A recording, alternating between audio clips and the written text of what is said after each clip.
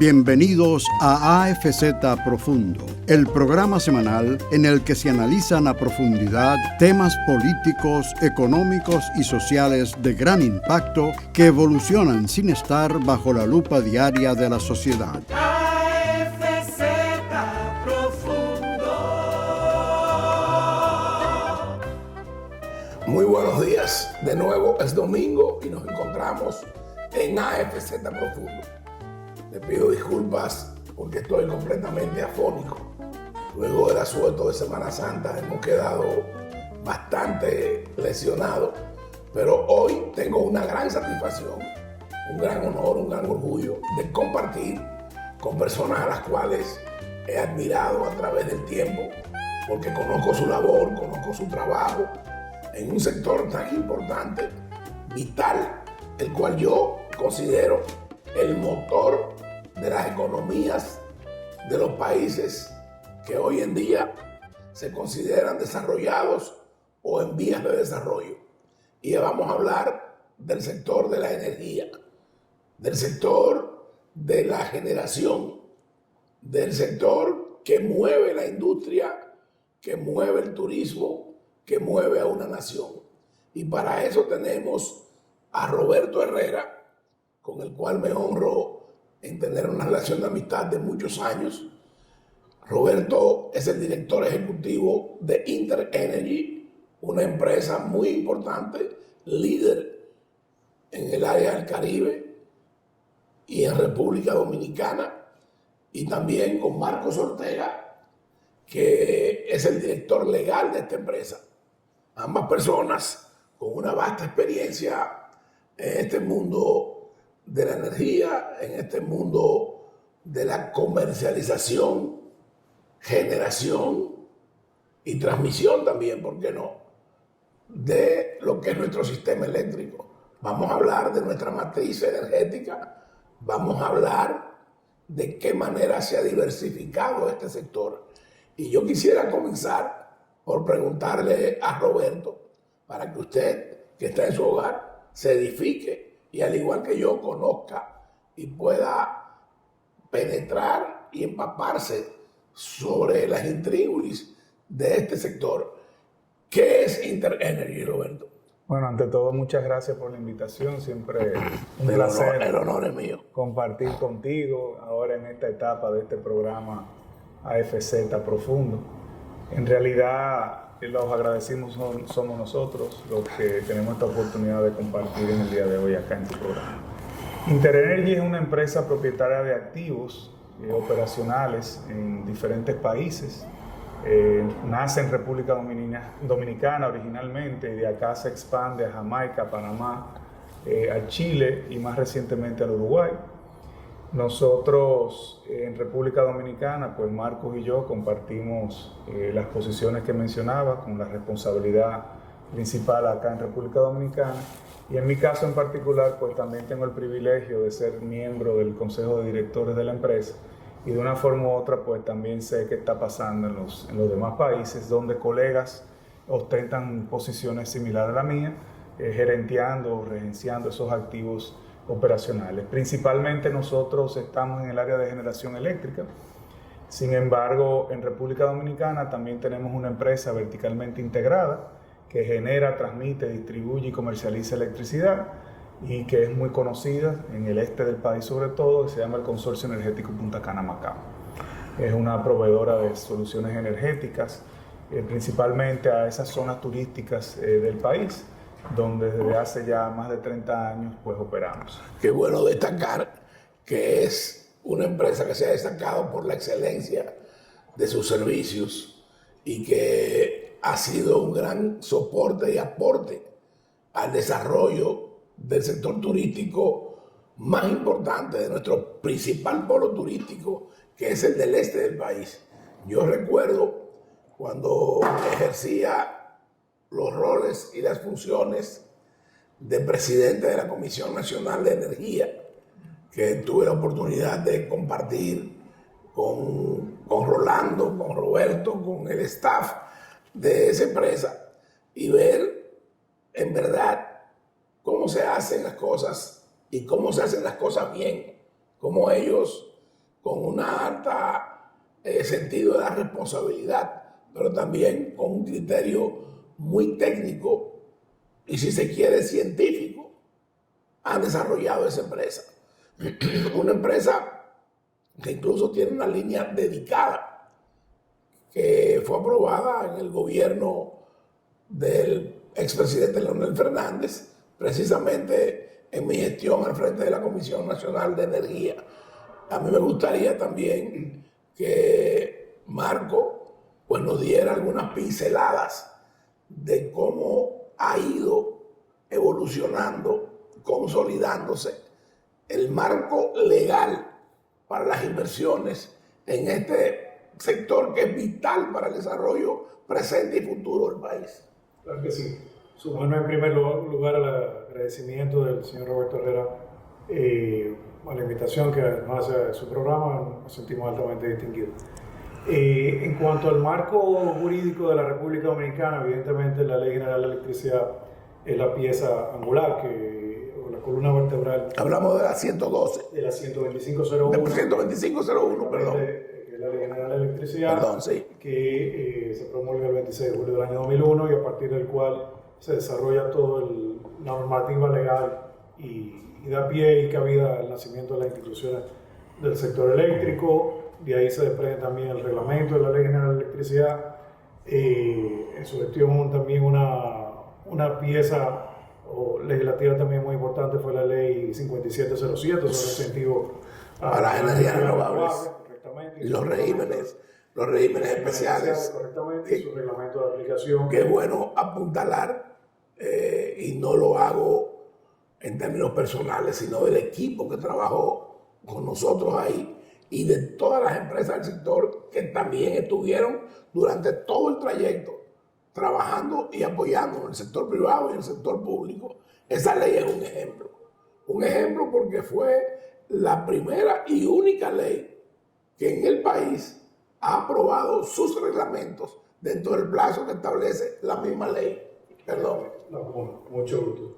Y en esa misma línea, esa pieza legislativa evidentemente ha permitido el desarrollo importante de un nutrido grupo de proyectos de energía renovable, con lo cual también hay una tarea pendiente originada a partir del Pacto Eléctrico, que es, digamos, la actualización ya de la misma Ley General de Electricidad y un sinnúmero. Bueno, es que ya esa ley, y me gustaría oír la opinión tuya, Roberto, y de Marco, ya esa ley debe revisarse, porque ya esa ley tiene más de 10 años. 21 años tiene. Sí. Bueno, imagínate. La ley ciertamente, pues, transcurrido estos 21 años, existe la oportunidad, como bien se ha tratado dentro de las discusiones que llevaron a la firma del Pacto Eléctrico, oportunidades de mejora, oportunidades de adecuación, cosas que quizás en aquel momento no se entendía cómo iban a funcionar. Ya hoy hay una experiencia y de pronto se pueden hacer mejoras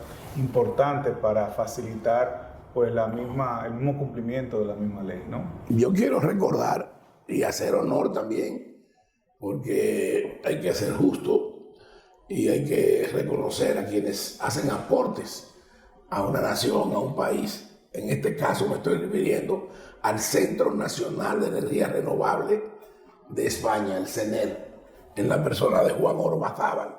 Tú recordarás, Roberto, claro que sí. Y Marco, que lo contratamos en un acuerdo que yo firmé en Madrid y posteriormente se ratificó aquí en República Dominicana con un poder del presidente Leonel Fernández para que ese centro, que tiene muchos años ganando el premio a la excelencia en materia de estas energías renovables en Europa, nos asesorara para la elaboración, la estructuración y finalmente aprobación de ese estamento legal que es el armazón, que ha permitido que hoy en día tengamos parques eólicos, tengamos parques de generación solar y también algunos en menor escala, pero tenemos biomasa, tenemos biodigestores, tenemos una diversidad de oportunidades, de opciones y ofertas en materia de energía que, bueno, en gran medida son el producto de esa ley. Yo quiero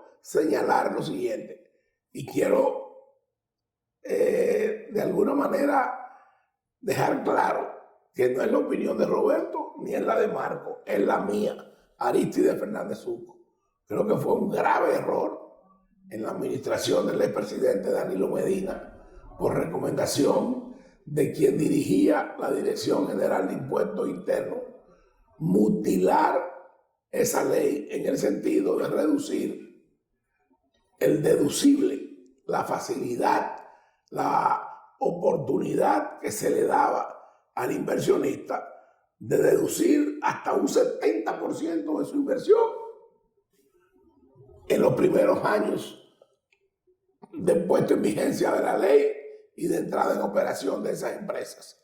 Eso se hizo con un propósito y un fin meramente fiscalista, de generar ingresos a través de los impuestos, y fue totalmente contraproducente para que el ritmo de inversión que tenía el país en materia de renovables continuara desarrollándose y continuara creciendo. Es más aún, creo y propongo, y lo voy a hacer mediante una comunicación al Congreso, que debe restablecerse el 70% del deducible del 100% de la inversión que hacen esas empresas a través del pago de los impuestos en la Dirección General de Impuestos Internos.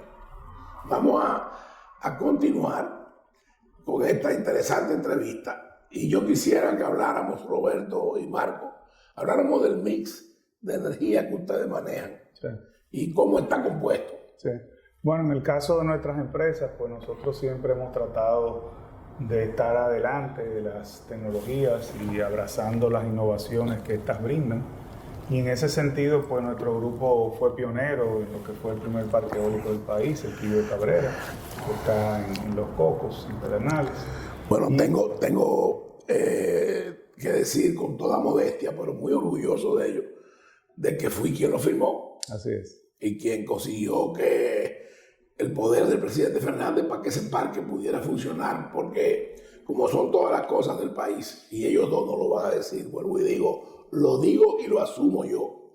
Durante una gestión de un ministro de turismo, se hizo todo lo posible para imposibilitar que ese parque pudiera funcionar donde originalmente se había establecido y se había diseñado, y donde cumplía con todo lo que establecen las leyes de nuestro país. Y sin embargo, eso implicó trasladarlo a una zona del país donde el costo para esa empresa fue a tal punto que hubo incluso que puentes y vías de acceso modificarlas para poder llevar esos molinos, para poder llevar esa turbina, y también por mar. Cosas que son, yo diría que, contraproducentes al desarrollo de un Estado, al desarrollo de una nación, y que vulneran el derecho que dentro del marco de la ley tiene el inversionista. Perdón, Roberto. No, pues nosotros, nuestra matriz de generación está muy diversificada. De hecho, hoy día podemos decir que tenemos, con excepción de carbón, pues todas las diferentes tecnologías que hay, con una preferencia hacia lo renovable y hacia el gas natural. El gas natural siendo el combustible fósil menos contaminante, porque es el que menos emisiones emite de CO2, y es el combustible que vemos de la transición, en lo que se inventan soluciones más duraderas, permanentes, que enfrenten el reto de la intermitencia de las energías renovables. ¿Cuál es el reto? Bueno, cuando no hay sol o cuando no hay viento. Se habla de almacenamiento de energía y se habla de otro tipo de soluciones, como el tema del bombeo de agua, donde se hacen reservorios de agua que luego se suelta para... Sí, habría que enfocar también lo que son las energías marinas. También. Esa parte todavía no la estamos viendo. Sin embargo, existen ya países que están teniendo... En Sudáfrica, por ejemplo, yo sé que... Pero el nivel, la escala todavía aparentemente no es muy grande. Lo que sí estamos viendo también son, por ejemplo, y en Asia se ve esto, los parques solares flotantes. Sí. Los parques eólicos fuera de la costa, o sea, en el mar. Offshore. Y estas son cosas que también pues uno vive estudiando. Y hablando de las energías como fuente marina, ahí tenemos 3 tipos de energía identificadas hoy y que se están trabajando con ellas. Una de ellas es la mareomotriz, Correcto. producto del movimiento del mar, de las olas, de las mareas. Otra es la diferencia de temperatura por profundidad, que a mayor profundidad tú puedes trabajar para enfriamiento con los chillers, con otras cosas. Y la de a poca profundidad, entonces tú puedes generar calor, por ejemplo, para las calderas de las lavanderías. Los holandeses han desarrollado esto y ya en Curazao hay algunos hoteles que lo están aprovechando para el tema de las lavanderías. Ahora, yo pienso que me gustaría, si Marco nos puede apuntalar, existe la cobertura en la legislación nuestra, en el marco legal, para ese tipo de energía. Bueno, la misma ley 5707 Sí, prevé... contempla algo muy elemental, pero eso sería parte de las cosas que, evidentemente, si el país se aboca a incentivar o a desarrollar, habría que tocar con un marco legal o una revisión normativa. Hay otra modalidad que es de la corriente submarina, que en el fondo del mar instalan turbinas, Claro. donde hay corrientes que pueden generar ese flujo de energía. Por ejemplo, aquí nosotros identificamos, nosotros hicimos con ayuda y apoyo de instituciones tanto europeas como norteamericanas algunos estudios sobre el mapa solar del país, sobre el mapa de viento eólico. Y posteriormente yo quiero señalar que la República Dominicana es miembro fundador del IDELA, que es el organismo internacional que maneja el tema de las energías renovables, que celebró su asamblea donde yo estuve presente, representando a la República Dominicana, y bueno, tuvimos un rol con los países que eran los miembros de la Convención de Lomé IV, lo que es hoy la cooperación europea en los países que fueron excolonias de esas potencias que se llamaban los países ACP, África, Caribe y Pacífico. Allí se eligió por primera vez a un secretario general en Sharm el Sheikh, Egipto, a un francés, y se estableció que la sede de este organismo estaría en los Emiratos Árabes Unidos, donde también debo reconocer póstumamente que el ingeniero Carlos Morales Troncoso y también nuestro amigo Rolando González Bosser fueron un gran apoyo, un gran soporte para que nuestro país tuviera una destacada participación en ese cónclave que dio origen a la Organización Internacional de Energías Renovables, IRELA. Vamos a hacer una breve pausa y retornamos en AFZ Profundo con Roberto Herrera y Marcos Ortega, hablando del motor del presente y el futuro. Ya vamos de cara a la cuarta revolución industrial y el sector energético es el que ha promovido e impulsado el mayor desarrollo de lo que es hoy la comunidad internacional y los niveles de desarrollo que hemos alcanzado. En breve regresamos con AFZ Profundo. AFZ Profundo. AFZ Profundo. Regresamos en AFZ Profundo, hoy con Roberto Herrera y Marcos Ortega, hablando sobre energía, presente y futuro de este vector del desarrollo de las economías, de las sociedades, de las industrias del mundo contemporáneo. Y ahora vamos a hablar y a tratar sobre temas de innovación, que aunque tienen tiempo estudiándose, ya han comenzado a dar frutos. Vamos a hablar de la energía azul, de la energía verde, de la energía nuclear, del hidrógeno. Roberto, ¿qué tú nos puedes decir al respecto? Bueno, muy interesante porque justamente nuestra empresa CEPEM, pues hicimos, nuestro presidente del Consejo Directivo, Rolando González Muster, pues hizo un compromiso público en la cumbre de las partes en Glasgow, en Escocia. Perdone que interrumpa, Roberto. CEPEM son las siglas del Consorcio Energético Punta Cana Macao. Correcto, así es.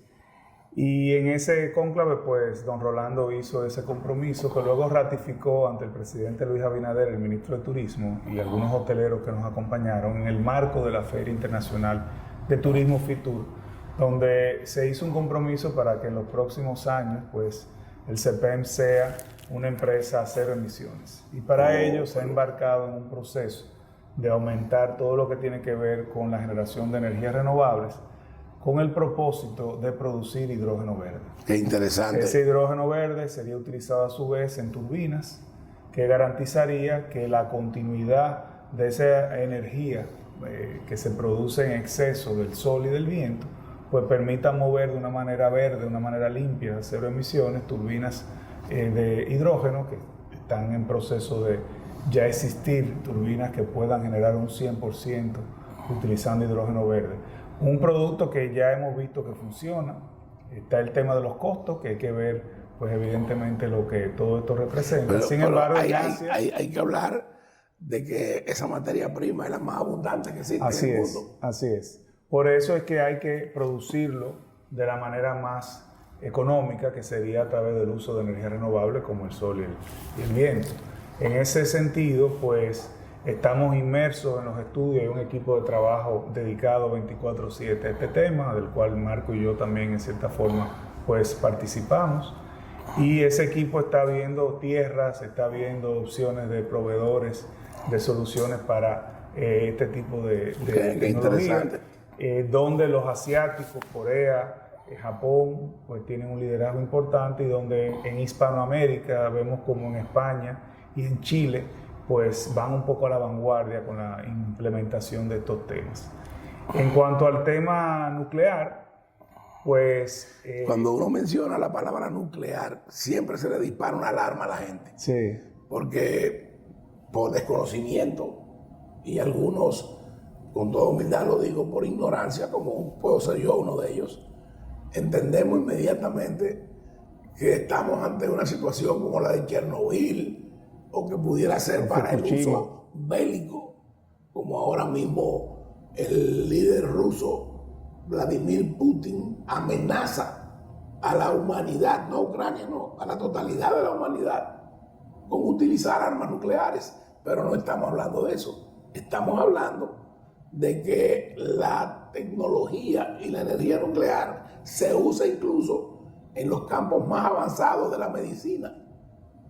Yo tuve la oportunidad de ser miembro del Consejo de Gobernadores en representación de la República Dominicana, del Consejo de Gobernadores de la Organización Internacional de Energía Atómica en Viena, Ginebra, y firmé allí con el que fue su líder y secretario general por muchos años, Al-Baradei, un señor de nacionalidad egipcia, el restablecimiento del derecho al voto de República Dominicana, que fue miembro fundador de la Organización Internacional de Energía Atómica, junto con el embajador nuestro ante los organismos internacionales en Viena.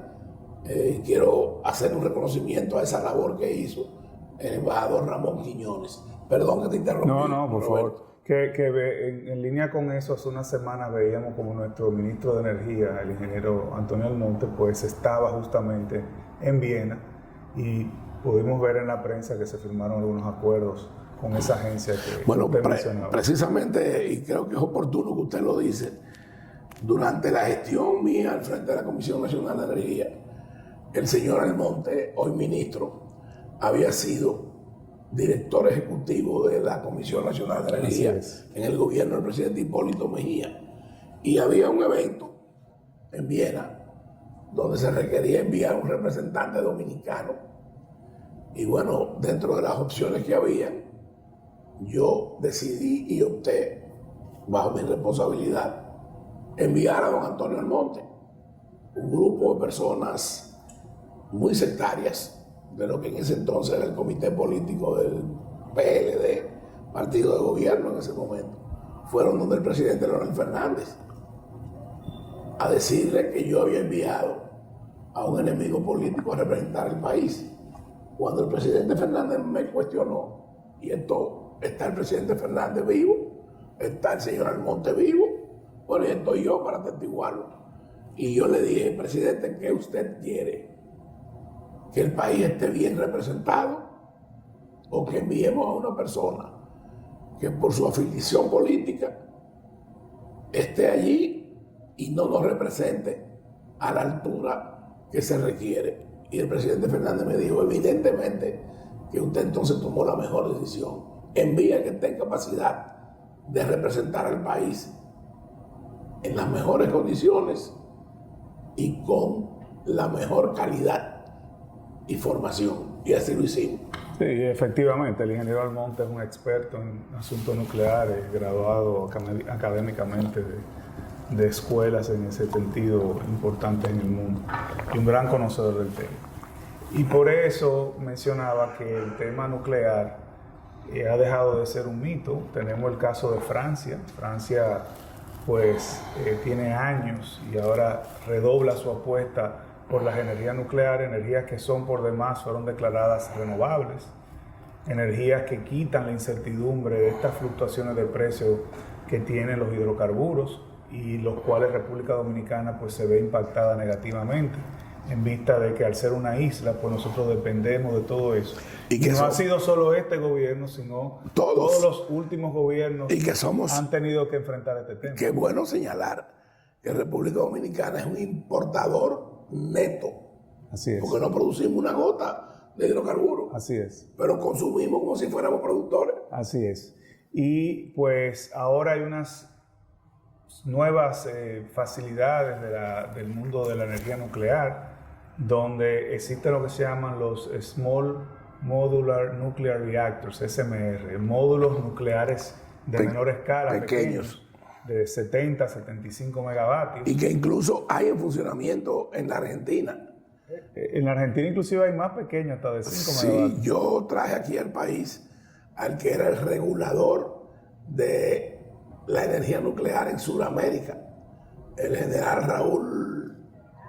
Raúl Chacana, de Argentina, y manejaba ese organismo de cara a Brasil y Argentina. Pero también usted sabía que en este país usamos energía nuclear. Cuando usted va a un centro médico, así es, y usted se hace una serie de procedimientos donde se utilizan aparatos como los de los rayos X, como los ultrasonidos, ahí hay unos cabezotes nucleares que son los que permiten que eso se haga.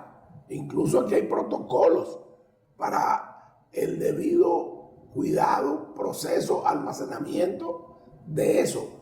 Y el productor, a nivel internacional, por un convenio avalado por la Organización Internacional de Energía Atómica, está obligado a darle el destino final a esos productos. Así es. Y por eso uno ve que te dan estos trajes para protegerte de esa misma radiación. Así que ciertamente la energía nuclear existe ya y es practicada en nuestro país. Ahora bien, la preocupación que todos nosotros tuviésemos al respecto de la seguridad, esto ha sido mitigado grandemente. Estas nuevas tecnologías que hay pues eliminan cualquier tipo de riesgo, de los cuales uno ha visto como fue el accidente de Chernobyl o lo que ocurrió en Fukushima, que también fue algo externo, ajeno a la operación de la... Pero es bueno, Roberto, señalar que fuera del uso bélico de la bomba nuclear que se detonó y que puso fin a la Segunda Guerra Mundial, solamente hemos tenido a gran escala esos dos problemas que tú has mencionado, Chernobyl y Fukushima, de tantos años y de tantas plantas de energía nuclear. Y señalar, muy importante, que en el caso de Chernobyl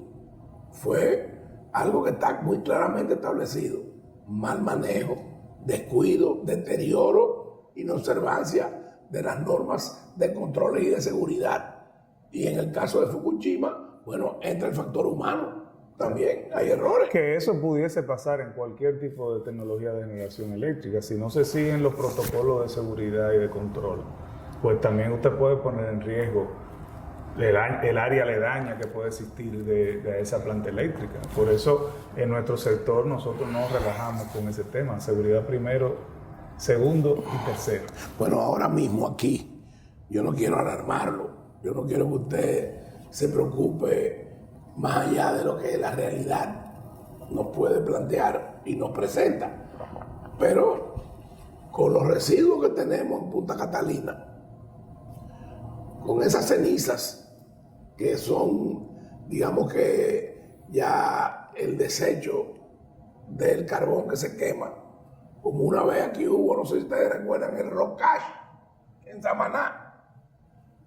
Eso, si no se le da el manejo adecuado, también puede crear situaciones que afecten la salud de la población. Es lo que él está diciendo.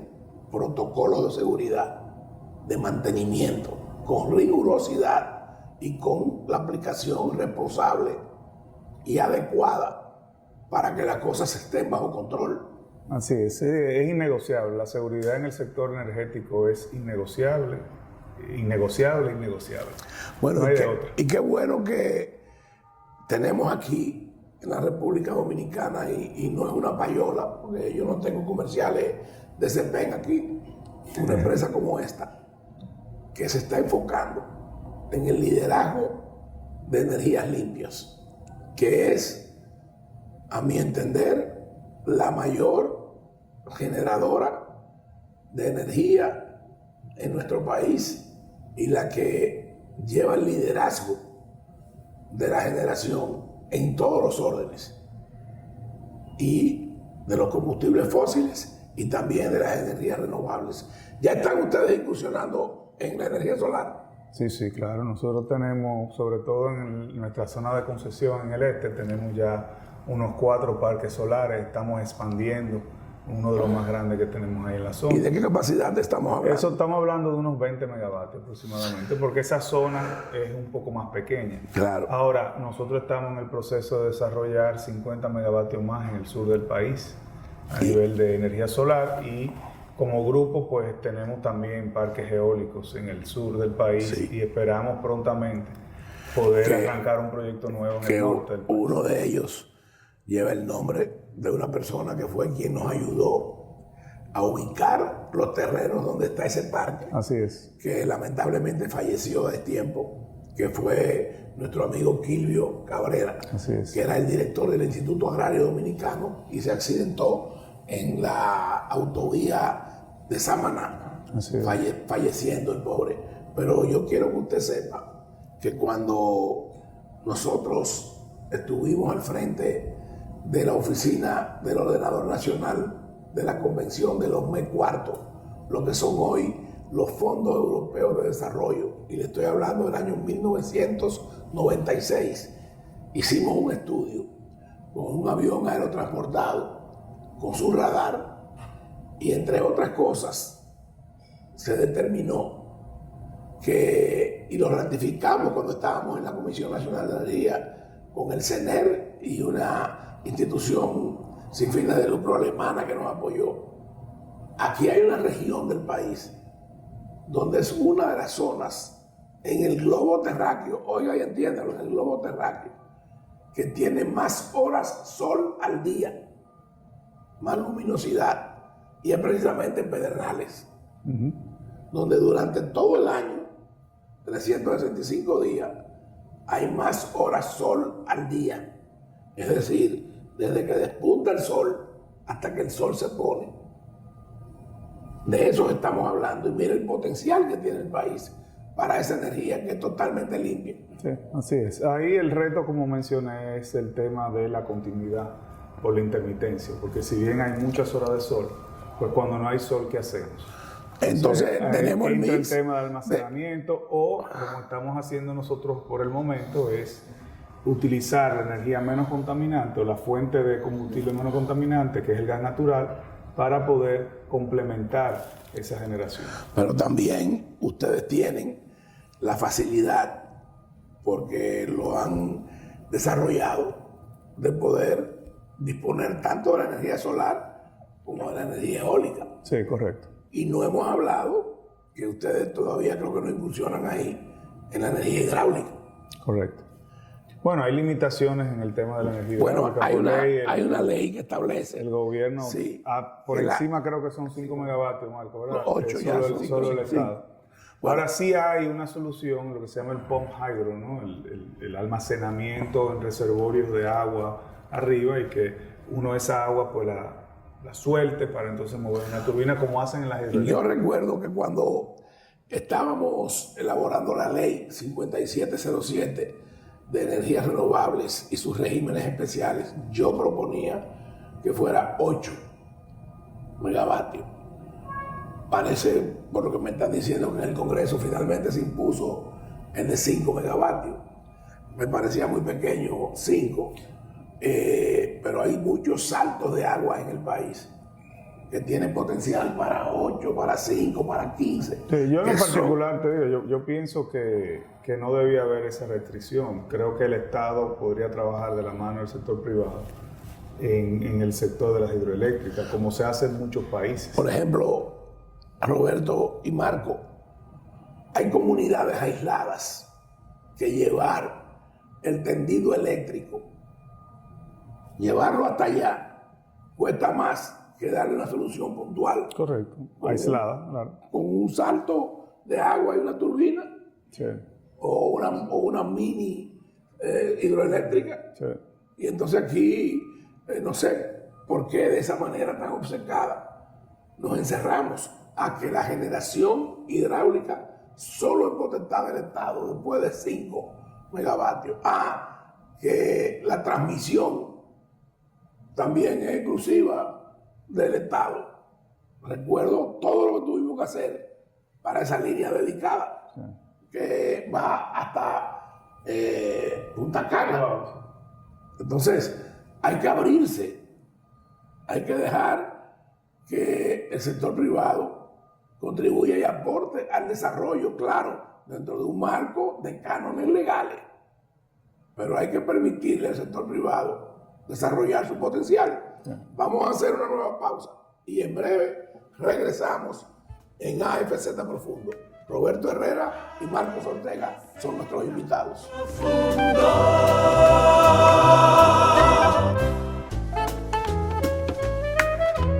AFZ Profundo.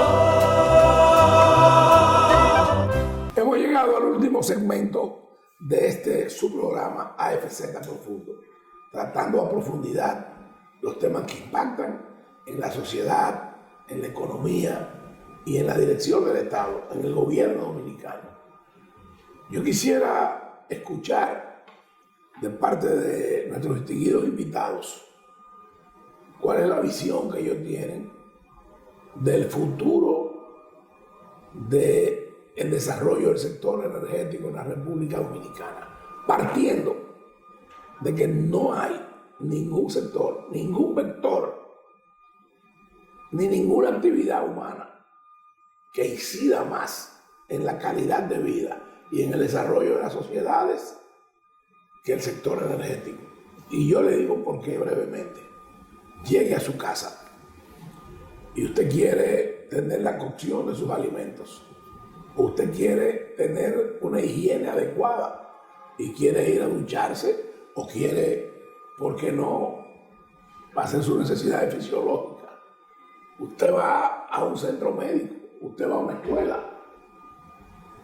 Dígame cómo, sin un servicio de energía adecuado en calidad y cantidad, estos sectores y estas actividades cotidianas de cualquier sociedad se pueden desarrollar, se pueden desenvolver. ¿Cómo ve usted, Roberto, desde Interenergy, que es una empresa ya de carácter multinacional,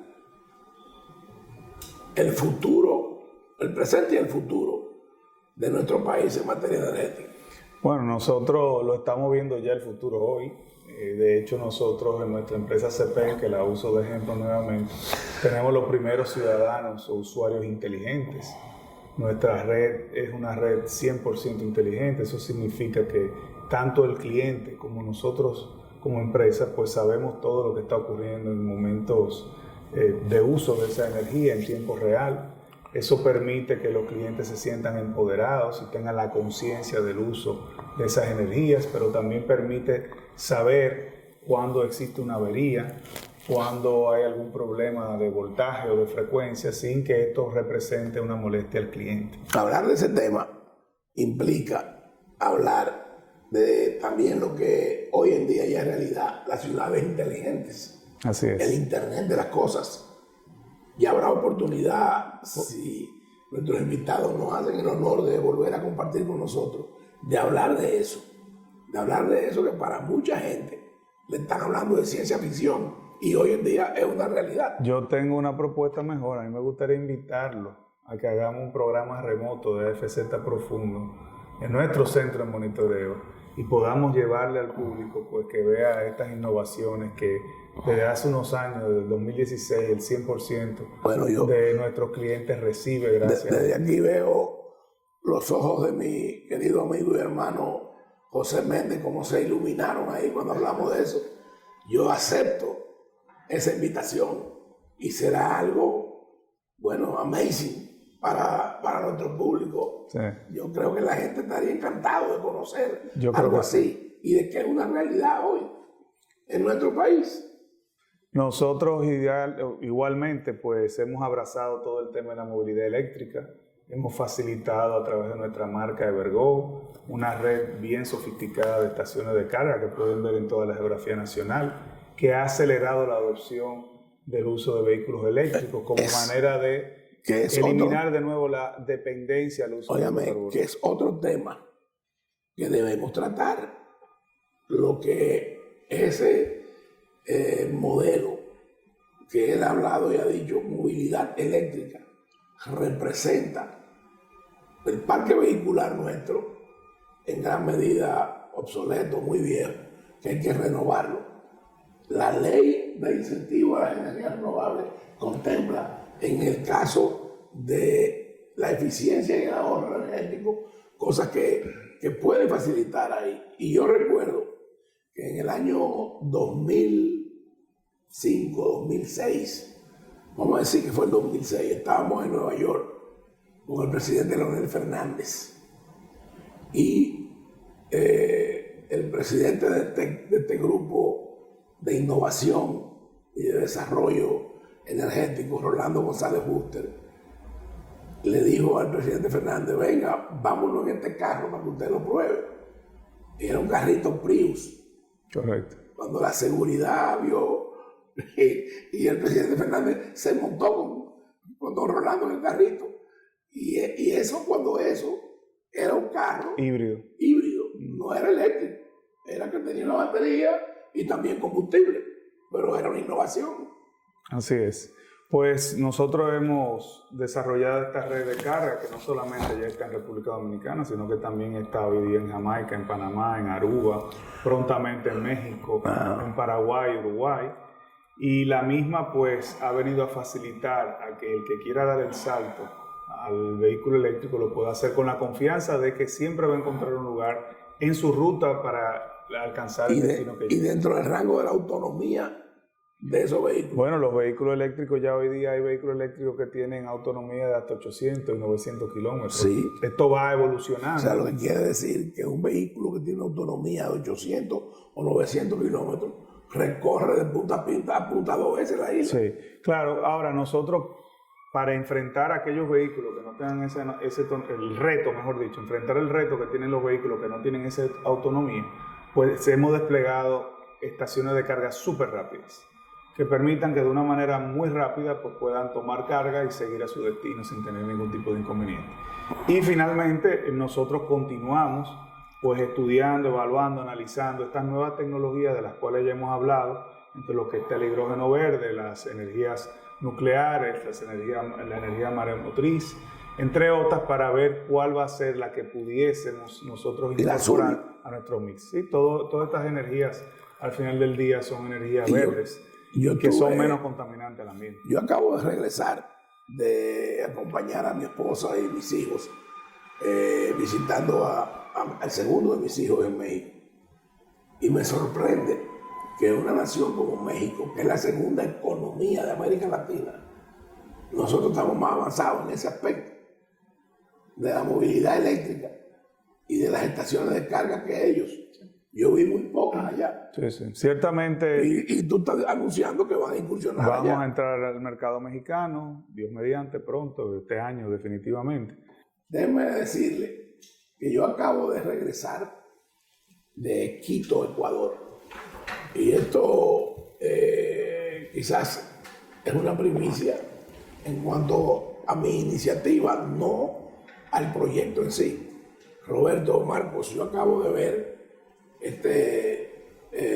viernes y sábado la puesta en marcha de una planta que sus propietarios y sus creadores, estos innovadores, han denominado Plastic Gas. Plastic con K, gas.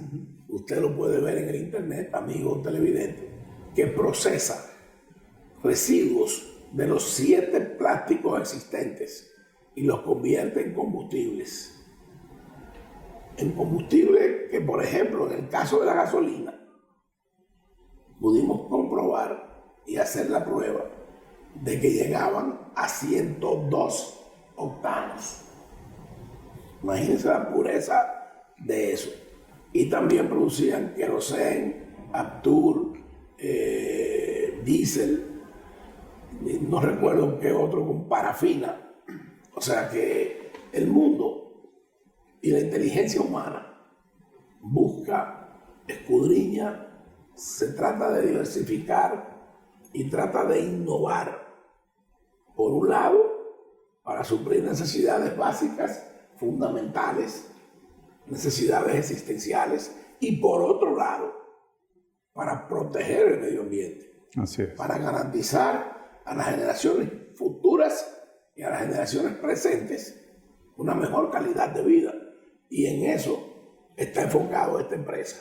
Fíjense que se está orientando hacia nuevas tecnologías, hacia el uso de combustibles amigables con el medio ambiente. Y están dejando de lado aquellos fósiles derivados del petróleo, hidrocarburos, que son muy contaminantes. Por eso él habla del gas natural, de las energías renovables y de las energías verdes. Vamos a que Roberto y Marco nos digan, en el horizonte del tiempo, en qué periodo de años nosotros podríamos decir que superamos el 50% de nuestra generación y nuestro consumo en base a esas energías limpias. Bueno, en República Dominicana la penetración, gracias obviamente al dinamismo que ha tenido la ley y a las facilidades que ha brindado el gobierno desde sus diferentes aspectos, ha acelerado esa incorporación de energía renovable. Ahora el reto es concluir las líneas de transmisión que se requieren para evacuar una cantidad de proyectos que están esperando por las mismas. Está hablando para poder insertar esas como por ejemplo el gasoducto que va de Boca Chica a San Pedro.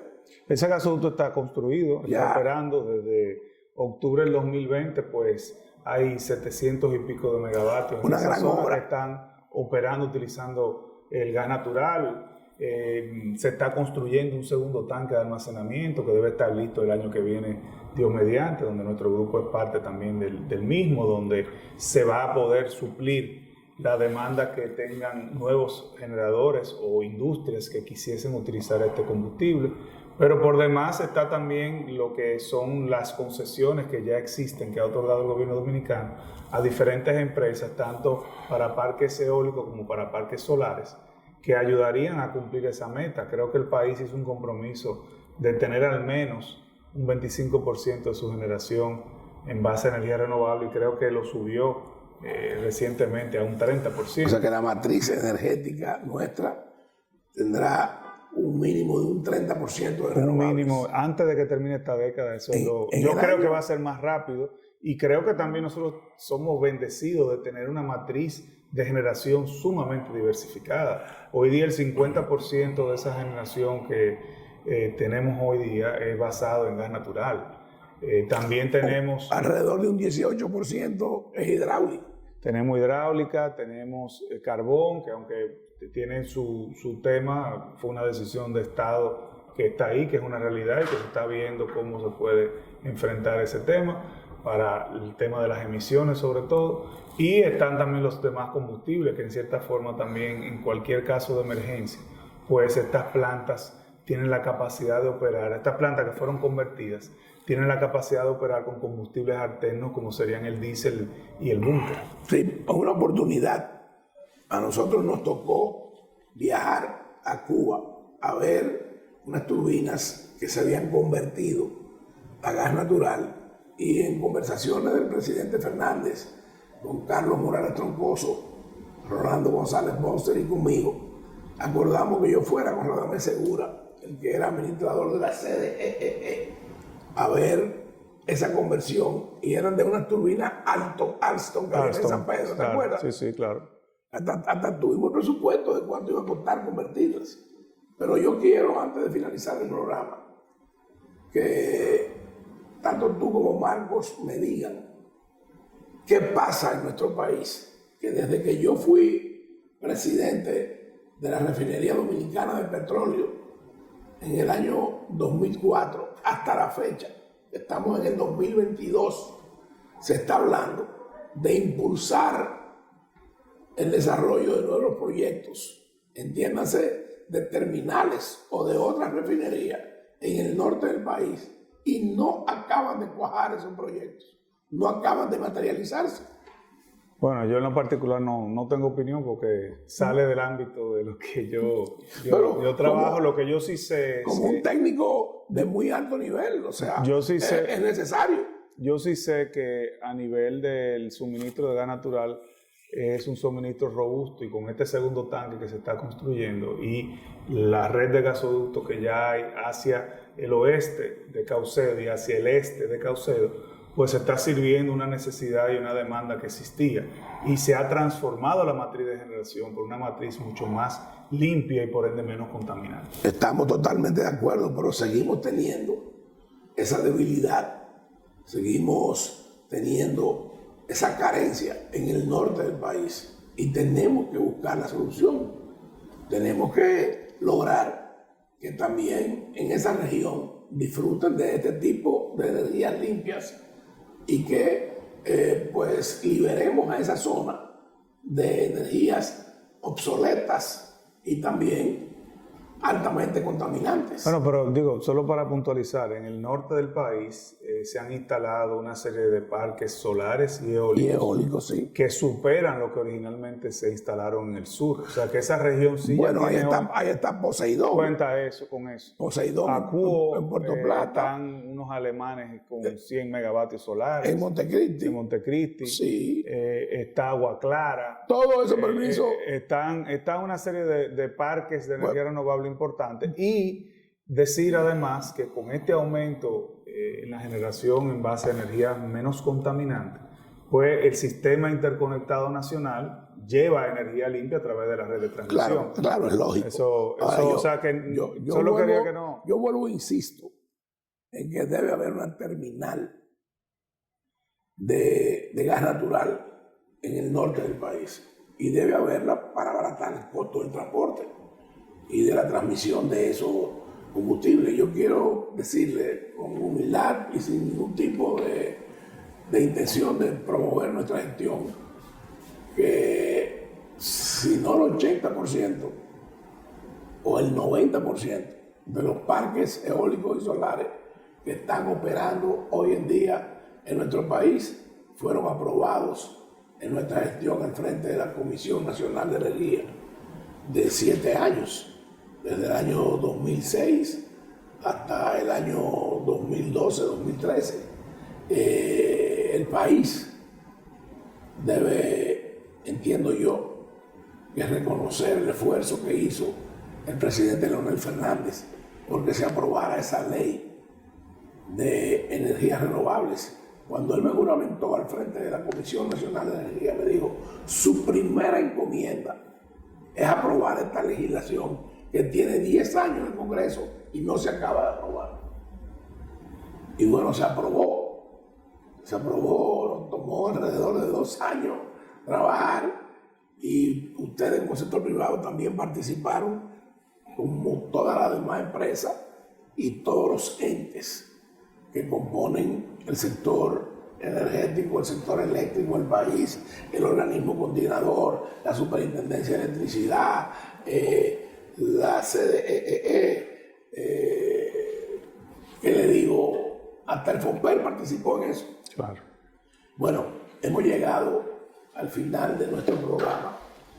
Asumimos el compromiso de que se haga realidad la invitación que nos hicieron Roberto Herrera y Marcos Ortega de ir a sus centros de control y de que ustedes en sus hogares vean la modernidad, la eficiencia y lo que hoy en día cuenta nuestro país de cara a los retos presentes y futuros del sector energético y de la demanda que tienen ustedes en sus hogares.